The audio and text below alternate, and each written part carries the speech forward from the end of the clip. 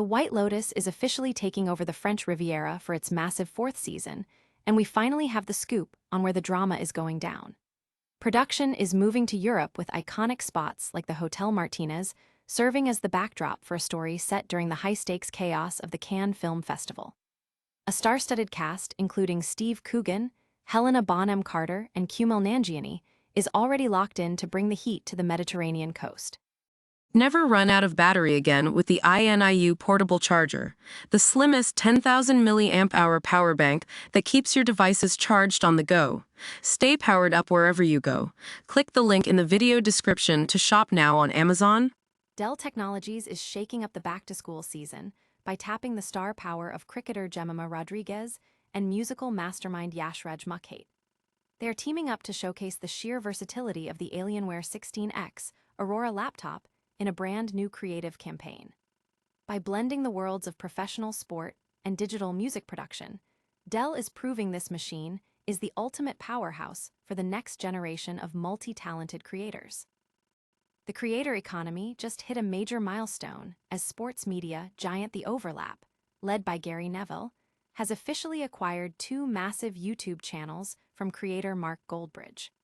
With over 3 million subscribers joining the fold, Neville is looking to dominate the football commentary landscape as the global anticipation for the World Cup continues to build. This strategic move cements the idea that niche creators are becoming the most valuable players in the modern sports media game. In a shocking update from the indie gaming world, the lead developer of the immersive sim Fortune's Run, known as Dizzie, has been released from prison and is already back to work on her game. After spending her time behind bars writing complex code on paper, she is now focused on pushing the final version of the project to a one release while juggling new creative ventures. Make sure you hit that like button and subscribe to the channel with notifications turned on so you never miss another update. Ever wonder what happens when the world's most elite vacationers collide with the most chaotic event in cinema? Pack your bags and keep your passport handy, because the White Lotus is officially heading to the French Riviera for its highly anticipated fourth season, and it is promising to be more unhinged than ever. Filming has just kicked off, and this time, the iconic hotel chain is setting up shop in the playground of the ultra-rich. The Côte d'Azur, with legendary spots like Cannes Hotel Martinez and Saint Tropez's Shade de la Massardière serving as our new backdrops. But here is the real kicker. The entire season is set against the glitz, glamour, and total insanity of the Cannes Film Festival. Think about it, you have the standard White Lotus misery we all love, now infused with the high-stakes pressure of a global red carpet. According to reports, the cast will actually be filming during the real festival, meaning we might see our favorite characters accidentally photobombing A-listers. And speaking of the cast, HBO has absolutely knocked it out of the park this time. We are talking about a massive ensemble that includes legends like Helena Bonham Carter, Steve Coogan, Kumail Nanjiani, and the undeniable charm of Chris Messina, alongside heavy hitters like Heather Graham and Rosie Perez.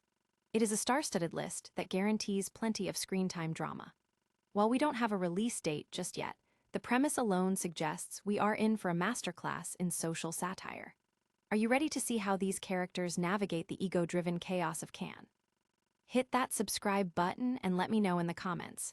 Which cast member are you most excited to see lose their cool in France? Remember, in the world of the White Lotus, luxury is just a mask for the inevitable, and I cannot wait to see it slip. What happens when you throw a professional cricketer and a viral music producer into a studio together? You get a masterclass in modern marketing. Dell Technologies just dropped their latest back-to-school campaign, and it's a total pivot from the usual tech spec, heavy ads we're used to seeing. They've tapped cricket star Jemimah Rodrigues and digital music sensation Yashraj Mukhate to show off the Alienware 16X Aurora, and honestly, it's genius. Instead of just listing processor speeds or RAM stats, Dell is focusing on the vibe of the modern student. We're talking about a generation that balances academics, high-octane gaming, and creative side hustles all before dinner. By pairing an athlete with a content creator, Dell is bridging two massive, influential worlds to prove that this laptop is just as comfortable rendering a music video as it is handling intense multitasking. In the campaign film, we see Rodrigues and Mukhate jamming out, turning raw inputs into a polished track right on the Alienware. It's a smart move. They're showing the product in its natural habitat, solving real-world creative problems rather than just talking at us. As Mayuri Sakia from Dell pointed out, today's users need technology that keeps up with their pace without breaking a sweat, and this campaign is clearly gunning for that all-in-one identity. Of course, it isn't just about the cool factor.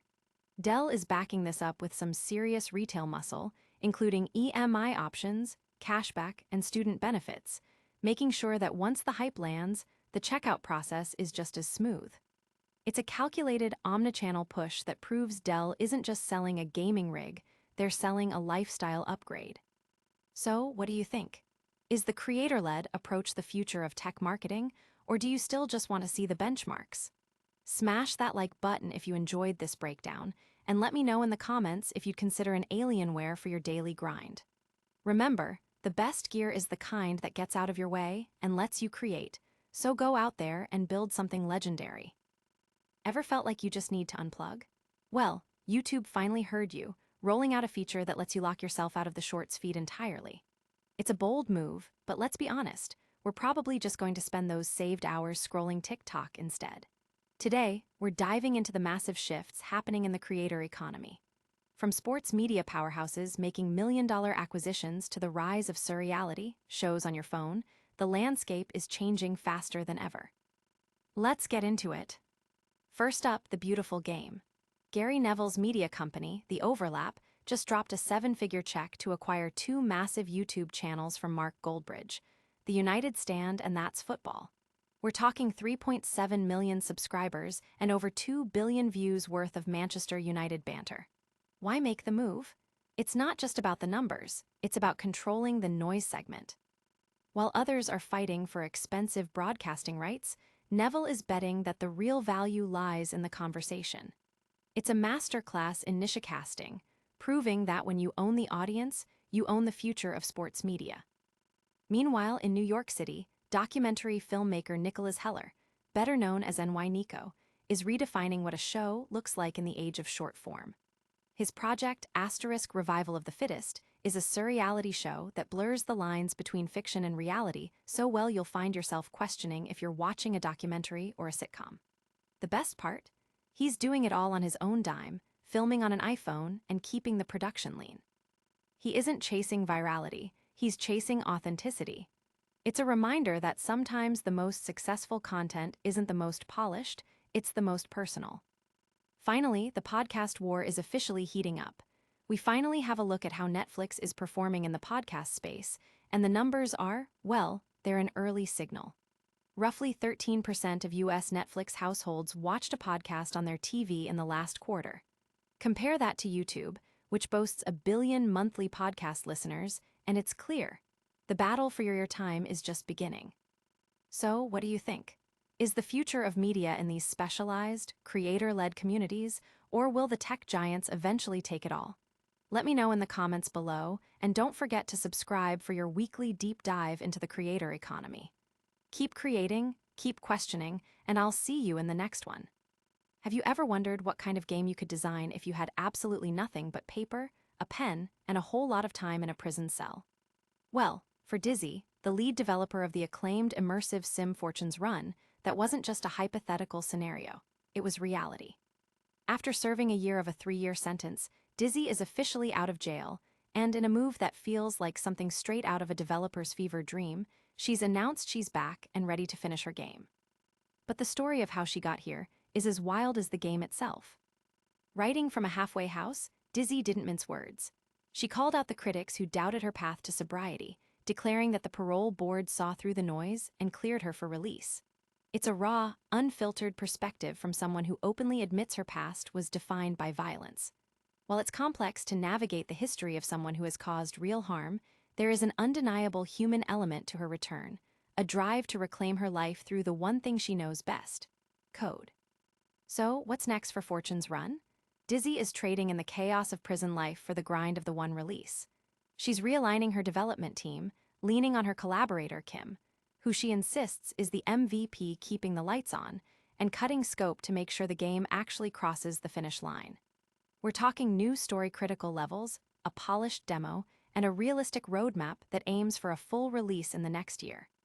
She's even hinting at VR challenges if the performance justifies the cost. But the most fascinating detail? While locked away, she didn't just sit idle. She manually wrote a functional roguelike in C++ on paper. Yes, you heard that right. A game featuring a parasitic mushroom protagonist, limb grafting mechanics, and a custom voxel renderer, all drafted at 3 a.m. in a cell.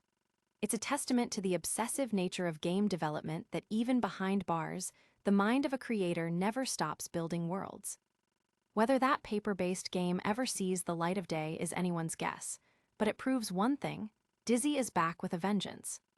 Are you excited to see the final version of Fortune's Run, or are you more curious about that bizarre paper-it roguelike? Let us know in the comments below, and don't forget to subscribe for more updates on the strangest stories in PC gaming. After all, the best stories aren't just played, they're survived.